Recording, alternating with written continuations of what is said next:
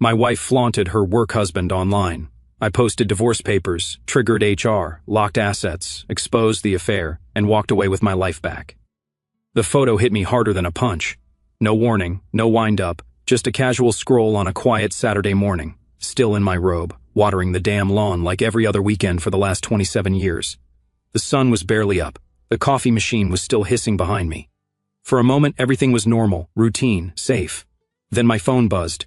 It was Alice, well, not directly. A Facebook post, a photo. She was in Dallas at a sales conference, supposedly in the picture, her and Bryce, the golden retriever of her office, all teeth and zero spine.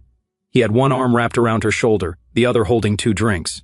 Her head was tilted toward him like they were posing for an engagement shoot, her hand on his chest. The caption, "My real partner. Work husband for life." This post garnered many hearts. 57 likes, 16 comments, all nauseating. "Love you too. Office goals. Finally, just say it already." Faced with tears of joy. I stared at it. The first time I reread it, I actually laughed. That kind of dry, breathless laugh that dies in your throat halfway through, like your body knows better than to waste the oxygen. I did not call her. I did not text. I did not yell. I did not cry. I walked into the house, poured myself the rest of the coffee, opened the kitchen drawer, and pulled out the beige folder I had prepped 3 weeks ago, not in anticipation. No, I still had some dignity back then. But after overhearing her giggle on speakerphone with Bryce late one night in the guest bathroom, whispering something about, "If only you were not married," I started keeping receipts, emotional ones at first, then legal ones. The folder had everything ready, petition, disclosures, and property division sheet. My lawyer called it clean and aggressive. I slid it across the table like a dealer throwing down the final card. Then I opened Facebook.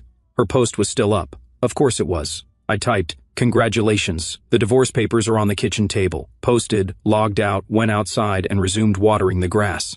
The sprinkler hissed like nothing had changed, but the moment tasted different, like burnt coffee and pennies. And hey, if you are reading this and you are one of the 98% watching without hitting subscribe, maybe do it. It keeps the crew motivated to drop more of this cold, slow burn justice. Thanks. Back inside, I could hear the silence breathing. It was already starting. She called that night like clockwork, just as I knew she would. Probably after one of her friends texted, "Huh? Alice, check your Facebook." Her voice was too cheerful.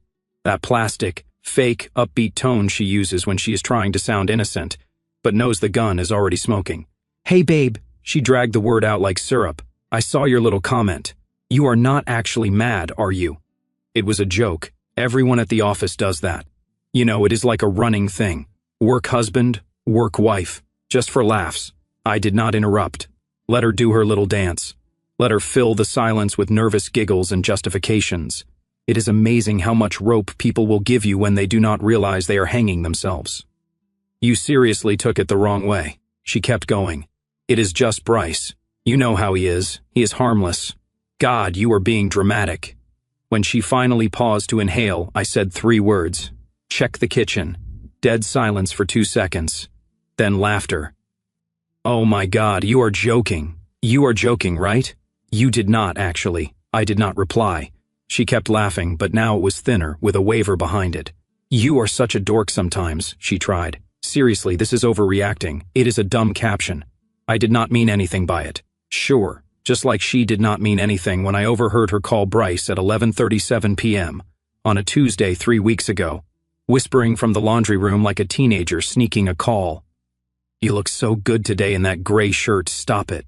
I was blushing all through that meeting. Imagine if we did not have to sneak around. Yeah, real jokey stuff. That was the night I called Marcus, my lawyer, set things in motion, told him we were not quite at the iceberg yet, but I could see it on the radar. He told me, start gathering quietly. Emails, finance records, insurance forms. When it hits, move fast, do not engage. So now I was not engaging, I was executing. Alice thought it was a bluff. She always assumed my silence meant passivity, that the absence of yelling meant surrender, but no, some people prepare in silence. And when they strike, it is already done. I ended the call by saying, "Take care, Alice." Click. I imagined her staring at the kitchen table, blinking at the beige folder, the legal seal, the absence of anything resembling a warning. Just the facts, just like her caption. Monday, 9:14 a.m. I was logged into my burner Gmail account, the one I used for Amazon returns, and the occasional Craigslist purchase, back when we still had shared passwords. I took one last look at the screenshot before attaching it. Alice draped over Bryce, that ridiculous "my real partner" caption shining like a neon confession. My comment just below it like the final nail. Subject line, inappropriate conduct. You decide. Attached, screenshot of the Facebook post. Metadata showing it was posted during the Dallas conference. A brief 2-sentence message. Not sure what your internal policies are, but this photo appears to have been taken during company time at a company-sponsored event and seems to involve an employee in a supervisory role making public claims about a romantic relationship with a subordinate. I will leave the interpretation to you. I did not sign it. I did not need to. I hit send, then closed the laptop. No fanfare, no evil grin, just the mechanical click of a plan shifting into gear. Now, to be clear, I did not expect a reply. Corporate human resources is slower than molasses, unless there is legal fire under their feet. But Alice had mentioned more than once, usually while sipping wine and bragging about her flawless compliance record, that her company had a zero-tolerance policy on inter-office relationships that were not disclosed, especially if there was a power dynamic. And Bryce, freshly promoted. She trained him last year. She was on the damn promotion panel. Even better, the company had just rolled out a new branding campaign: integrity, excellence, respect. So when you publicly declare your real partner is the guy you are supposedly supervising, and you do it while clinking champagne glasses on a trip they paid for, you are not just breaking rules, you are handing your head to human resources on a sterling silver platter. And she did not even realize it. I went outside again, trimmed the hedges. The birds did not care. The neighbor waved. Normal morning. But something was already shifting in the background. That quiet, bureaucratic rumble you only hear if you are the one who pulled the pin. By noon, her Facebook post was gone. By 3 p.m., I got a text from Don. He just said, "Bro, human resources just opened a case." Boom. That night, while she was likely crafting some limp apology in her hotel room, or worse, still thinking this was just some overreaction, I sat down with a legal pad, a glass of scotch, and a checklist I had been curating since the laundry room phone call. Item 1. Transfer my 401k into a separate living trust. Already initiated. Marcus had walked me through it over a lunch that felt more like a war briefing than a consultation. The trust is airtight. No marital claims, no loopholes. She would not touch a dime. Item 2. Change the beneficiary on my life insurance. Used to be Alice. Now it is my sister Elaine. She is practical, no nonsense, and already raised 2 kids on her own. She will not cry when the paperwork comes. She will just sign, file, and move on. Item 3. Bank accounts. We used to have joint everything, her idea. I called it romantic socialism. No, different passwords, different institutions, different zip codes. I left just enough in the joint account to keep the lights on for the next 30 days. Utilities, mortgage, and one final Hulu charge she will no doubt notice and text me about. Let her wonder why it suddenly does not log in. Item 4. Credit cards. 2 were in my name with her as an authorized user. Not anymore. 1 call, done. She will try to swipe at the airport bar on her return flight and get hit with a cheerful decline. While I was reshuffling the entire financial skeleton of our marriage, she sent a text. Just 3 words. Can we talk? I stared at it for a second, then muted the thread. She still thought this was fixable, that maybe with the right tears, the right tone, she could roll this back into one of those awkward misunderstandings we laugh about in therapy.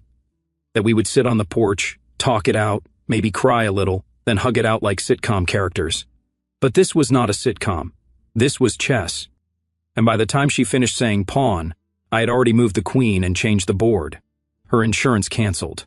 Access to my car account gone. Gym membership already separated. It was not spite. It was architecture. Every form I signed, every account I updated, it was the sound of structure being pulled out from under her one bolt at a time. The best part, she did not even know yet. She still thought, "I am sorry," was not going to be the cure-all. Let her believe that the longer she stayed in that bubble, the sharper the pop would be. Dawn called just after lunch. I was in the garage reorganizing a drawer that had not been touched since Obama was in office. Old screwdrivers, half-dead batteries, an unopened pack of weather stripping. The kind of task you do when your mind is still processing the fact that your marriage died via hashtag. "Hey man," he said, voice low like he was calling from inside a confession booth. I knew the tone. It was the one people use when they are about to confirm something you already suspect but secretly hope you are wrong about. She did not just flirt with him, bro. He said they were acting like a goddamn couple down there. I leaned against the workbench, said nothing. Let him unload. They were inseparable. Same hotel room key, same breakfast table, same goddamn seat on the shuttle bus. I did not want to assume the worst, but come on, everyone saw it. I asked the only question I needed an answer to. Does her boss know? Don paused. He does now. Word got back to him this morning. He looked like someone told him his stock portfolio died. Said he had no idea she was sleeping with someone she evaluates. His words, not mine. There it was. The missing puzzle piece. Not just cheating, not just public humiliation, professional betrayal. Alice did not just trash our marriage. She dropped a flaming bag of liability at her company's front door and rang the bell. Don continued. She has got a formal human resources meeting scheduled for tomorrow, but they already flagged the post. They pulled it from a company device, which makes it even worse. And I mean, your comment, dude, it is already circulating. I chuckled. First time in days. We hung up. 10 minutes later, my phone pinged. Dawn again, check this screenshot. Her work email inbox. Dawn had access to internal systems. Too many years in it. Top message subject. Human Resources Compliance Inquiry urgent from Corporate Ethics Team. Date, 12:03 p.m. It began with the usual cold language. We have become aware of recent content shared online that may constitute a breach of professional standards during a company-sponsored event. Translation, we are coming for your badge.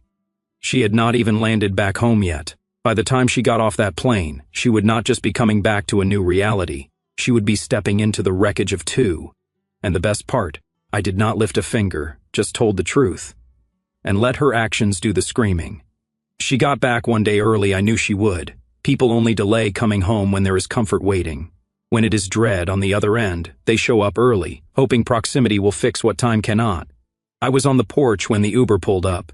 She stepped out wearing those ridiculous oversized sunglasses that screamed celebrity in crisis, dragging her carry-on like it owed her money. Her phone was in one hand already mid-sentence. I just think we should talk in personnel.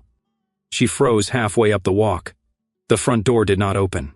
She tried the key again, jiggled the lock, knocked once, then twice, like that would help. I stayed seated, sipped from a glass of water with lemon casually like I was watching the weather change. It has been changed, I said flatly. What? Are you serious right now? She hissed, eyes darting toward the neighbor's windows. You changed the locks? No, I said, standing. I changed the life. She opened her mouth, probably to launch into some half-baked performance about forgiveness and miscommunication, but I was already walking past her to my truck.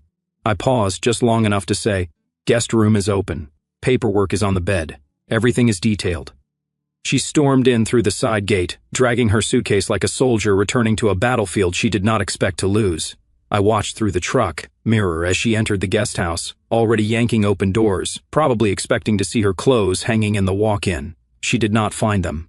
Main bedroom, cleaned out, her stuff boxed, labeled, and moved to the guest room closet. Her favorite throw blanket, the one she used to hog every night, gone. I donated it, not out of spite, just sanitation. On the guest bed, centered with quiet precision, sat the beige folder again. But this time, it was not just a petition. This time, it was a spreadsheet. One column, my assets. Second column, hers. Third, final division calculated, signed, notarized, and in the corner, just below the signature line, already signed. It was not just a legal document. It was a map of everything she no longer had. She did not scream, not right away. She just stood there frozen, staring at the paper, hands trembling, mouth slightly open, like her brain was trying to reboot. But the software did not match the hardware anymore. The house she left 4 days ago did not exist anymore. This was mine. Every drawer, every code, every locked door, every memory scrubbed and resorted. She came home expecting a fight, maybe even a cry fest. What she got was logistics, and logistics do not love you back. Tuesday morning, she dressed like it was any other presentation day. Cream blouse, navy slacks, subtle heels, the necklace I bought her for our 20th anniversary. Probably an accident or maybe some subconscious plea for stability. She left without breakfast. No word to me. Not that I expected one, just the faint sound of the guest room door clicking shut and the wheels of her carry-on bumping down the porch steps. She thought she was heading into a planning meeting, something about onboarding a new regional client. That is what the calendar invite said. Strategic growth alignment. 9:30 a.m. Conference room B, neatly vague, disarmingly corporate. She arrived 5 minutes early, as always, clipboard, pen, her usual tight smile. Walked in expecting coffee, a projector, maybe a warm-up question from her boss. Instead, she saw 3 chairs. One already occupied by her department head, Franklin, stiff and pale. One by Human Resources, Carla, face unreadable. The third by a woman she did not recognize, in a tailored black blazer, holding a closed folder. Alice hesitated at the threshold. "Am I early?" Carla just gestured toward the empty seat. "Please sit." She sat, crossed her legs, smoothed her skirt, that brittle smile still plastered on. Then the folder opened. On top, a printed screenshot of her Facebook post. Below it, time-stamped messages between her and Bryce. Further down, high-resolution photos taken during the Dallas conference. 2 of them clearly off-site. One at the rooftop bar, another one inside what was unmistakably a hotel room. Both in company attire, both time-stamped during working hours. Franklin cleared his throat. "Alice, we have reviewed some material that was brought to our attention." Her mouth opened slightly. A breath. That moment when the heart starts beating in the ears. "This was a private joke," she whispered. "Bryce and I, we were just close friends." The legal representative tilted her head. "Your messages suggest otherwise, and under the company's code of conduct, any romantic relationship with a subordinate must be formally disclosed, especially when supervisory dynamics are involved." Alice looked at Franklin. "You knew we were close. We worked well together." "I did not know you were sleeping with him," he snapped, voice cracking under the tension. "And I did not know you were doing it on a company trip we expensed." Her face drained of color. Her hands clutched at the arms of the chair like the room was tilting. Carla's tone was clinical. "This meeting is part of an internal compliance review. Until it concludes, your access will be suspended and your duties reassigned." Then the question came, a whisper. "Are you terminating me?" The attorney did not answer right away, just stacked the documents neatly and slid them back into the folder. "For now, we are conducting a full review of the incident. You will be contacted with next steps." Alice did not move, did not argue, did not cry. She just sat there, silent. Still, the look of someone who finally realized the joke was not funny anymore. By noon, her name disappeared from the company directory. Dawn messaged me again, just one word, locked. Her work email disabled, laptop access revoked, building keycard deactivated. The system moved fast once Human Resources sank its teeth in. Alice had spent years climbing that ladder, polishing her reputation like a silver trophy. But all it took was one caption, one drunken night with a subordinate, and a husband who knew where to aim. She did not drive home, she raced. Dawn said she left the building white as chalk, stormed straight to her car, did not say goodbye to a single person, did not even look back at the reception desk where she once liked to pause and compliment someone's earrings, play the part of beloved senior manager. Now she was radioactive. Everyone saw her go and not one person moved. I heard the tires in the driveway before I saw her, the crunch of gravel, the slam of a door. Then she was inside the house, shouting from the hallway, "Really? You are going to just ruin my career like that?" I stayed seated in the den, flipping through a gardening catalog like she was not even there. She walked in, eyes wild, voice pitching up. "I had one mistake, one stupid thing, and you go nuclear. You know what they are doing to me now. You think this is fair?" I tapped my phone calmly and played the pre-recorded message I had made 1 hour earlier. It was short, precise. "Please direct all communication through counsel. I will not be responding personally. Any further attempts to initiate contact will be documented." Her jaw dropped. For a second, I thought she would laugh again, but her face just crumpled. "You recorded a message, no answer," she tried again. "So, this is it. You are really just going to what? Ice me out of my own life? Still nothing." She stood in the doorway, fists balled at her sides, trembling with the rage of someone who is used to controlling the room and realizing it is no longer hers. "You think you are so smart," she hissed. "Well, you have made your point. Congratulations, you win." Then she turned to leave, muttering under her breath. As she passed the hall table, she noticed a pile of mail. On top, a plain white envelope from Human Resources addressed to her at home, overnight time-stamped, marked confidential. She did not open it, did not need to. Everything was already slipping through her fingers, and for the first time she knew there was no one left to pull her back. No supervisor to cover, no assistant to reschedule, no husband to defend her, just the slow sinking silence of consequences, and one very quiet house that did not belong to her anymore. The courtroom was too cold, too bright, and way too quiet. Alice sat across from me at the polished oak table, shoulders tight, lips pressed into a flat line. Her lawyer, some overconfident junior partner from a boutique firm downtown, flipped through his binder like he was searching for magic that was not there. My side, calm, organized. Marcus brought 2 folders, a legal pad, and a coffee. That was it. We did not need theatrics. We had documentation. The judge entered, took her seat, and glanced at the stack of papers we had submitted in advance. One eyebrow arched as she read through the summary packet Marcus had titled plainly, Timeline of Marital Breach and Asset Contribution. Alice's lawyer cleared his throat and began his opening remarks with all the charm of a man who just realized he was walking into a buzzsaw. Your Honor, we believe this matter can be resolved amicably. The judge interrupted.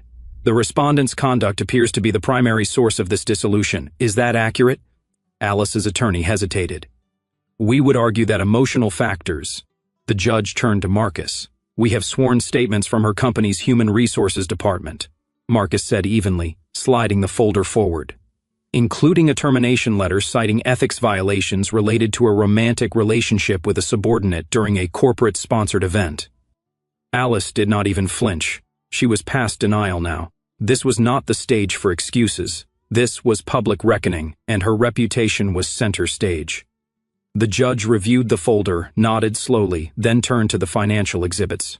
Our forensic accountant had laid it out clean. Home equity, 92% from my income. Retirement contributions, all mine. Car payments, in my name. She never even set up autopay. Joint savings, mostly withdrawals from her end, spa trips, hotel upgrades. Alice's lawyer tried to pivot. She was a contributing partner in the emotional labor of the marriage. The judge held up a hand. This is not therapy, this is asset division. And the documentation provided shows a clear disparity in financial input. Then came the line. Cold and surgical. The respondent's conduct contributed directly to the dissolution. As such, the petitioner's request will be granted in full. Alice blinked. That was it. The gavel did not even hit the wood. Just a nod, a shuffle of papers, and then the summary. I keep the house. I retain full ownership of the vehicle. 70% of the remaining assets stay in my name. No alimony, no discussion. Her lawyer turned to her, whispered something. She did not respond. Her hands stayed folded on the table, perfectly still, like maybe if she did not move, none of this would be real. But it was, and every pair of eyes in that courtroom, court clerk, bailiff, even the assistant by the printer, knew exactly what had just happened. She did not just lose a husband. She lost the illusion that she was untouchable, and she had not been in control. She sat at the kitchen counter, hunched over her laptop, refreshing her inbox like a gambler pulling a slot machine lever for the 100th time. Refresh. Nothing. Refresh. Spam mail. Refresh. There it was. Subject line regarding your return. Sincerely, James R. Callahan, Chief Executive Officer. Her finger hovered over the trackpad. For a moment, she did not click. Maybe some small corner of her still hoped it would be a welcome back or, let us discuss next steps. Maybe they would offer her a quiet demotion, let her fade out with dignity. But hope has a funny way of dying fast when it is artificial. She clicked. Alice, after thorough internal review and in light of the public visibility of your conduct during the Dallas conference, including statements made online and corroborated witness accounts, it is the conclusion of our Executive Leadership and Human Resources Division that your continued employment poses a reputational risk to the company. Effective immediately, your position is deemed no longer tenable. We appreciate your past contributions. We wish you the best. James R. Callahan, Chief Executive Officer. No signature, no apology, no transition plan, just corporate execution delivered in 11-point Calibri. Her hand trembled over the trackpad. She reread it. Then again, her mouth opened, but no words came, just the sound, low, ragged, rising from her throat. She screamed, not a cry, not a sob, a full primal shriek that echoed through the empty hallway and slammed off the walls like a bat in a box. I did not flinch. I was in the den, heard it clearly, but I just closed my laptop, shut it gently, took a breath, then stood, grabbed my gardening gloves from the hook, and stepped out the back door into the sun. The air was still. The roses had bloomed early this year. The grass was soft underfoot, and for the first time in a very, very long time there was silence, not absence, not loss, just peace. A peace she would never understand.